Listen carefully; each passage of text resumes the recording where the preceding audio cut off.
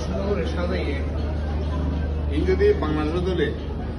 একটা সিঁড়ি মেরে সতর পতর করে ফেলে দেন সব বাদরে বাদরে কি হয় ক্যান্ডি ক্যান্ডি দোস্ত কেন আসছ তুই ভালো আসছ না বাজে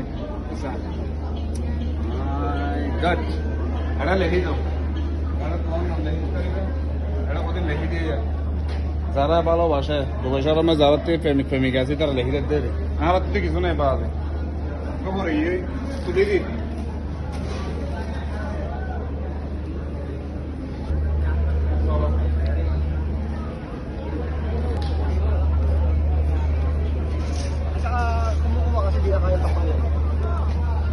যারা এখনো